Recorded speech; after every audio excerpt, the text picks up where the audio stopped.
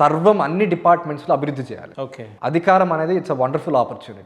అది చాలా పెద్ద రెస్పాన్సిబిలిటీ. సో దానికి ప్రతిరోజు కష్టపడే ప్రతి ఇష్యూలో, ప్రతి డిపార్ట్మెంట్లో, ప్రతి దాంట్లో వాళ్ళు చేయాలి. కానీ మేము ఇవి చెప్పాము, ఇవి చేసాము, ఇంకా చాలంటే అలా ఉండదండి. అలా ఉంటే ఏ పార్టీ ఓడిపోదు కదా. ఓకే. 2014 నుంచి 19 వరకు టీడీపీ ఉండింది. టీడీపీ కూడా ఇలానే ఉంది. మేము అన్ని చేసాం, అభివృద్ధి చేసాం, అన్ని చేసామని చెప్పుకున్నాం. ఎందుకు ఓడిపోయింది? సో అలా కుదరదు. ప్రజలకు ఇష్టంగా నిత్యం అక్కడ ఆ పార్టీలో ఉన్న నాయకుల్ని వాళ్ళు చూస్ చేసుకునే క్యాండిడేట్స్ వాళ్ళు ప్రజలతో ఎంత మమేకం అవుతున్నారు. సో ఈ మల్టిపుల్ ఫ్యాక్టర్స్లో వాళ్ళు చేయాలి. ఒక సెగ్మెంట్ వరకే చేసి ఒకటి చేసి మేము ఇలా చేస్తాము, మేము అన్నమాట నిలబెట్టుకున్నామంటే కూడా ప్రజలు యాక్సెప్ట్. మీరేమో ఇంటర్వ్యూలో నేను పాలిటిక్స్లో 2 ఏళ్ళుగానే తిరుగుతున్నా అంటున్నారు, కానీ మీ వాక్చాతుర్యం, మీ మాట విధానం చూస్తుంటే రాజకీయాన్ని బాగా క్షుణ్ణంగా పరిశీలించి బాగా మాటలు నేర్చుకున్నట్టు నాకు అనిపిస్తుంది. ఎన్నేళ్ళు అయింది మీరు రాజకీయాల్లో ఉండి? నేను 2.5 years నుంచి తిరుగుతున్నాను. ఇంత తక్కువ సమయంలో ఇంత గ్రాస్పింగ్ మీకు ఎట్లా పాసిబుల్ అయిందన్న? నేను చెప్తున్నాను కదా, నేను కాలేజ్ టైం నుంచి కూడా అబ్జర్వ్ చేస్తున్నా. Okay. How to build my self as a leader. So ఇవన్నీ కూడా నేను నేర్చుకుంటా ఉన్నాను. ఎలా మాట్లాడాలి, ఎలా పొలిటికల్ తెలుగు ఏం నేను నేర్చుకోవాలి. సో ఇవన్నీ ముందు నుంచి ఎక్సర్సైజ్ చేస్తున్నా. ప్రజల్లోకి వెళ్ళిన తర్వాత ప్రాక్టికల్గా అప్లై చేయటము, తర్వాత నాకు ప్రజలతో ఎక్కువ మాట్లాడటం వల్ల వాళ్ళు నేర్పించిన భాష. వాస్తవానికి ఎర్రగొండపాలెంలో ఆ నేటివ్ లాంగ్వేజ్ అంత అలవాట్లేదు, కానీ 2.5 ఏళ్ళు ఉండడం వల్ల నాకు ఆ భాష కూడా అలవాటైంది. సో ఇంట్రెస్టే బేసిక్లీ. నాకు ఆ ప్యాషన్ ఉంది. ప్రజలకు తొందరగా కనెక్ట్ కావాలి, ఇష్యూస్ మీద రేజ్ చేయాలి, ఎలా రేజ్ చేస్తే అది ఎక్కువ రీచ్ ఉంటుంది. సో ఆ విషయంలో నేను కొంచెం ఎక్కువ ఎక్సర్సైజ్ చేశాను నేర్చుకోవడంలో. రైట్. మీ ఉద్దేశంలో ఇప్పుడున్న రాజకీయ నాయకులను చూస్తే రాజకీయం అంటే మీ ఉద్దేశంలో ఏందనంటే ఏం చెప్తారన్న మీరు? రాజకీయం అంటే మీ ఉద్దేశంలో ఏంటనంటే ఏం చెప్తారు? ప్రజాసేవ. అందరు ఇదే మాట అంటారు కదా, ప్రతి ఒక్క రాజకీయ నాయకుడు ఇట్లే అంటారు, మీరు కూడా అదే అంటున్నారు. మీకు వాళ్ళకి తేడా ఏం? అందరూ అనేది అదే, ఎందుకంటే దాని అర్థం అదే కాబట్టి. కానీ దాన్ని ఎవరు పాటిస్తున్నారు అనేది ఇక్కడ difference of opinion. Okay. So అది పాటించే వాళ్ళు దాని కరెక్ట్ డెఫినేషన్ ప్రాక్టికల్గా చూపిస్తారు. పాటించిన వాళ్ళు ఏంటంటే ఎంతమంది చెప్పినా అలానే నార్మల్ వాడుకున్నాను. మీరు చెప్తున్నట్టు మీ ఎర్రగొండపాలెంలో మీకు అంత ప్రజాదరణ ఉంటే మీరు ఎందుకు ఇండిపెండెంట్గా పోటీ చేయొద్దు? ఎందుకు పర్టికులర్గా అది కూడా ఈ టర్మ్లో మీరు కాంగ్రెస్ పార్టీని ఎన్నుకున్నారు, మీరు ఇండిపెండెంట్గా కూడా గెలిచే అవకాశం ఉంది కదా మీకు? ఆలోచన ఉండింది. నాకు అనుకూలమైన అవకాశం లేకపోతే ఎస్, ఖచ్చితంగా రాజకీయాలు ఇండిపెండెంట్ గెలవడం అనేది చాలా కృషి చేయాలి, లేట్ కూడా అవ్వచ్చు. అండ్ కొన్ని ఏరియాస్లో ఎలా ఉంటుందంటే పార్టీలో ఇమిడిపోయి ఉంటారు. ఓకే. వాళ్ళని బయటికి తీసుకొచ్చి మొబిలైజ్ చేయడం ఒక గెలుపు కోసం, కొంతమంది ఓటర్ని లేకపోతే కొంతమంది మనుషులు మనం అట్రాక్ట్ చేసుకుని ఇండిపెండెంట్గా ఉంటుంది. కానీ పార్టీలు ఇమిడిపోయినప్పుడు ప్రాక్టికల్లీ కొంచెం నాట్ పాసిబుల్, మనం అనుకున్న టార్గెట్ రీచ్ కాలేము. అండ్ మోర్ ఓవర్ ఒక సిద్ధాంతపరంగా మనకు ఒక పార్టీ అనుకూలంగా ఉన్నప్పుడు వై నాట్, అది ఇంకా పెద్ద ప్లాట్ఫామ్ గా. ఇండిపెండెంట్ ఎప్పుడు చేయాలంటే మనకు అవకాశం లేకపోతే మనకు నచ్చని విధానం. 10 ఏళ్ళుగా కాంగ్రెస్ పార్టీ ఆంధ్రాలో లేదు కదా, ఇప్పుడు ఈ టర్మ్లో వస్తుంది అనే నమ్మకం మీకు ఎందుకు వచ్చిందంటే? ఈ టర్మ్లో ఖచ్చితంగా వస్తుందా రాదా అనేది ప్రజల నిర్ణయం. ఓకే. రావాలని మేము పోరాడతాం, మిగతా 2 పార్టీలు కూడా పోరాడతాం. ఓకే. అంతేగాని వస్తుందని చెప్తలేరు మీరు. ఇప్పుడు భవిష్యత్తు నేను నిర్ణయించలేదు. భవిష్యత్తు ఎవరు చెప్పలేరండి. డాంబికంగా చెప్పొచ్చు మేమే గెలుస్తామని, అందరూ గెలుస్తామని చెప్తున్నారు, మరి ఒకటే గెలుస్తుంది కదా. అవును. మరి ఓడిపోయిన వాళ్ళు ఏం చెప్తారు సమాధానం? మేము కూడా ఏంటంటే రేపు రాబోయే ఎన్నికల్లో షర్మిల మేడం గారి నాయకత్వంలో ఖచ్చితంగా కీలకంగా ఉండబోతున్నాం. అధికారం రావడానికి కోసం ఖచ్చితంగా ప్రజల్లో నిత్యం ఉంటూ మేము కష్టపడుతున్నాం. తర్వాత ప్రజల నిర్ణయంకి అనుకూలంగా మేము పనిచేస్తాం. ఎర్రగొండపాలెం కాంగ్రెస్ పార్టీ టికెట్ రావడానికి అనిల్ కుమార్ గారు ఎన్ని కోట్లు పార్టీకి ఇవ్వడానికి సిద్ధంగా ఉన్నాడు? ఎన్ని కోట్లు కాదు, ఎన్ని లక్షలు కూడా నన్ను ఎవరు అడగలేదు. నేను ఆ ఉద్దేశంతో కూడా లేను. కాంగ్రెస్ పార్టీ అనేది అంటే కాంగ్రెస్ పార్టీలో ఒక మెసేజ్ ఉంది, చాలా సామాజిక మాధ్యమాల్లో చూస్తాం మనం. కాంగ్రెస్ పార్టీలో ఇంత సీనియర్లు ఉన్న నాయకులు ఉన్న పార్టీలో టికెట్ రావాలంటే మనం డబ్బు సంచులు మోయాల్సిందే అని చెప్పి ఒక మెసేజ్ బాగా వెళ్తూ ఉంటుంది. అదే ఆ ప్రకారంగా మీ దగ్గర కూడా ఏమైనా వచ్చిందేమో అని? లేదండి.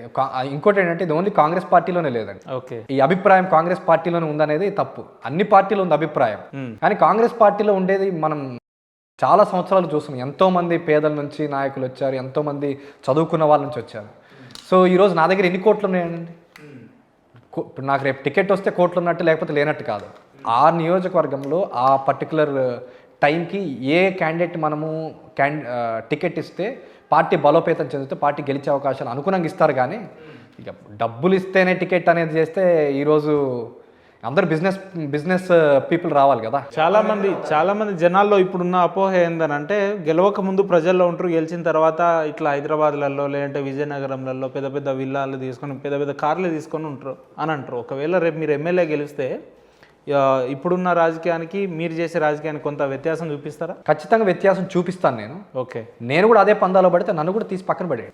అందరు రాజకీయ నాయకులు చేసినట్టు నేను కూడా చేశాను, నన్ను తీసి పక్కన పడేది. ఓకే. ప్రజలకు నేను అదే అంటా, రాజకీయ నాయకులతో ఎమోషనల్ బాండింగ్ ఉండొచ్చు మంచి చేస్తే, కానీ ఏ అంశం లేకుండా అంత ఎమోషనల్ బాండింగ్ కూడా మంచిది కాదు. ఎస్, ఈ 5 ఏళ్లకి మన ఎమ్మెల్యే ఎవరైతే అభివృద్ధి చేస్తారు, ఎస్ చేస్తా అని చెప్పాడు, అవకాశం ఇచ్చాము, చేశాడా లేదా, నెక్స్ట్ ఎలక్షన్కి ఈ రెండే చూడండి. నేను ప్రత్యేకంగా నేను ప్రజలు కోరుకునేది కూడా ఇదే. ఆ రాజకీయ నాయకుడు మీకు ఇచ్చిన హామీల్లో కనీసం ఓకే, అధికార పార్టీలో లేకపోతే అక్కడ ఉన్నప్పుడు అన్ని చేయలేకపోయినా కనీసం చెప్పిన దాంట్లో 50% చేసి, అమ్మ కుదరలేదు ఇంకో 50% నీకు మళ్ళీ అవకాశం ఇస్తే చేస్తానప్పుడు అలా కన్సిడర్ చేయాలి. కానీ లేదు, మీరు అతను చెప్పిన హామీలకి అతను ఉన్న విధానానికి డిఫరెన్స్ ఉంటే ఓడగొట్టేయాలి. అది ఎవరైనా సరే, నన్నైనా సరే, అది ప్రజలకు మంచిది. సో నేను కూడా దానికి కట్టుబడి ఉంటా. నేను చెప్పిన మాట కట్టుబడి లేకుండా మళ్ళీ నాకు అధికారం నేను ఎమ్మెల్యే అయిన తర్వాత నేను మారిపోతాను, నన్ను కూడా ఓడగొట్టండి. అనిల్ అన్న, రాజకీయం అని అంటే చాలామంది సంపాదించుకున్న తర్వాత వస్తారని మాట్లాడతారు, కానీ వాస్తవానికి సంపాదించడానికే రాజకీయాల్లో వస్తారు అన్నట్టు మాట్లాడుకుంటుంటారు కదా. మరి ఆ లెక్కన చూసుకుంటే మీరు ఎన్ని కోట్లు సంపాదించడానికి రాజకీయాల్లోకి వస్తున్నారన్న? నేను మీకు ఇంతకు ముందే చెప్పాను, నేను ఒక వైద్యుడిని. ఓకే. పీజీ చేసుకుంటే నాకు ఆల్రెడీ నేను ఎయిమ్స్లో ఉన్నానంటే నా స్టైపెండే ₹1,00,000. సో నేను తర్వాత నా పీజీ ఫినిష్ చేసుకుంటే మంచి జాబ్స్ వస్తాయి, నేను తర్వాత మంచి ఆపర్చునిటీస్ వస్తాయి. సో ఆ విధంగా డబ్బులు ఇంకెక్కువ సంపాదించుకో. ఓకే. మీరు అన్నట్టు నేను ఎమ్మెల్యే అయిన తర్వాత సరే ఓకే, అందరిలాగానే నేను కూడా అనుకోండి ఓకే డబ్బులు సంపాదించుకోవడం, కానీ నాకు ఎమ్మెల్యే ఎప్పుడు అవుతానో తెలియదు. 5 ఏళ్ళకి అవుతానో 10 ఏళ్ళకి అవుతానో తెలియదు.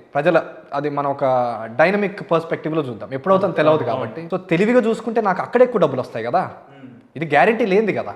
నెక్స్ట్ 5 ఏళ్ళైనా నెక్స్ట్ 10 ఏళ్ళైనా నేను ఎలా సర్వైవ్ అవ్వాలి? సో డెఫినెట్లీ డబ్బులు సంపాదించుకునేది అయితే నాకు మంచి ఆపర్చునిటీని వదులుకొని వచ్చాను కాబట్టి, సో దీంట్లో నాకు కేవలం ఏంటంటే నాకు ప్యాషన్ పాలిటిక్స్లోకి రావాలి, ప్రజల గుండెల్లో మనం ఉండాలా, వాళ్ళ గుండెల్లో ఒక స్థానం సంపాదించాలి. ఎస్, అనిల్ కుమార్ అనే వ్యక్తి రాజకీయాలకు వచ్చినప్పుడు చాలా అద్భుతమైన పాలన చేశారు, లేకపోతే అద్భుతమైన విధానంలో ఒక కొత్త ఒరవడిలో నాయకత్వాన్ని మనకి డిఫైన్ చేశారని ఒక మంచి పేరు తెచ్చుకోవాలన్న స్వార్థం అయితే ఉంది. ఊరికే వచ్చానని మంచి పేరు తెచ్చుకోవాలి, వాళ్ళ గుండెలో నిలబడాలా. ఎస్, ఈ అబ్బాయి బాగా చేశాడు అని కూడా స్వార్థం ఉంది, కాకపోతే అది మీ వ్యక్తిగత స్వార్థం కాదు. ఏ మనిషి స్వార్థం ఉండదండి, ఖచ్చితంగా ఉంటుంది. మనుషులకి స్వార్థం కూడా ఒక ఇది, కానీ దాన్ని నేను ఒక మంచి వేలోనే అనుకుంటున్నా. ప్రజల్లో నేను ఒక మంచి పేరు తెచ్చుకోవాలి, వాళ్ళ గుండెలో నిలబడాలనేదే నాకు మెయిన్ ఎజెండా. ఎప్పుడు జాయిన్ అయ్యారన్నా మీరు కాంగ్రెస్ పార్టీలో? కాంగ్రెస్ పార్టీ జాయిన్ దగ్గర 30 days అవుతుంది. ఓకే, నెల రోజులు. షర్మిలమ్మ గారి నుంచి ఎటువంటి హామీ వచ్చింది మీకు ఇప్పటివరకు? అంటే ఎటువంటి హామీ కాదు, ముందు నన్ను యువకుడిగా, ఒక విద్యావంతుడిగా, వైద్యుడిగా పార్టీలో చేరినందుకు, పార్టీ కోసం పనిచేసినందుకు అభినందించారు. ఓకే. పార్టీ కోసం కష్టపడి పనిచేయండి, సరైన అవకాశం మేము సరైన సమయంలో కలిపి. ఏమనిపించింది అన్న మీకు మొదటిసారి షర్మిలమ్మ గారిని కలిసి పార్టీలో జాయిన్ అయిపోయిన తర్వాత ఏమనిపించింది మీకు? I felt very happy. నేను ఇప్పుడు కూడా అదే చెప్తున్నాను కదా, మేడం లాంటి కమిట్మెంట్ ఉన్న లీడర్తో పనిచేయడానికి నాలాంటి యువకులకి రెట్టింపు ఉత్సాహం. సో డెఫినెట్లీ కలిసినప్పుడు కొంచెం ఓవర్వెల్మింగ్ అనిపించింది. మేడం కూడా అప్రిషియేట్ చేశారు నన్ను. ఎస్, నీలాంటి యువకులు రావాలి, కష్టపడి పని చేయండి, మనందరం కలిసి ఒక కొత్త విధానంలో మనం రాజకీయం చేద్దామని అప్రిషియేట్ చేయడం వల్ల ఐ ఫెల్ట్ వెరీ హ్యాపీ. మీ నియోజకవర్గం వలిగొండలో ఇప్పుడు ప్రారంభోత్సవం ఉంది అని అన్నారు కదా, అది అసలు ఆ ప్రారంభోత్సవం దేనికి చేస్తారు, ఎందుకు చేస్తారు అన్నది? వెలిగొండ ప్రాజెక్ట్కి ఆల్రెడీ జగన్మోహన్ రెడ్డి గారు శంకుస్థాపన చేశారు. మళ్ళా శంకుస్థాపన చేసి ఇప్పుడు ఏంటంటే ఓపెనింగ్ చేస్తున్నారు అన్నమాట. 2 సార్లు శంకుస్థాపన ఉంటుంది. ఇంతకుముందు ఆల్రెడీ చేశారు. ఓకే. రాజశేఖర రెడ్డి గారు చేశారు, మళ్ళీ ఈ రోజున్న వైఎస్ఆర్సీపీ ప్రభుత్వం చేసే అని శంకుస్థాపనలు. ఓకే. సో ఆ విధంగా మా వెలిగొండ ప్రాజెక్టు కూడా శంకుస్థాపన జరిగింది. కానీ ఈ గత అక్టోబర్ నుంచి మేము వచ్చి దాన్ని ఓపెన్ చేస్తాం, కానీ పనులు జరగకపోవడం వల్ల పోస్ట్పోన్ చేసుకుంటూ వస్తున్నారు. సో రేపు ఓపెన్ చేసినా కూడా ఓపెనింగే కానీ తప్పితే అది పూర్తి వాడుకలోకి రాదు.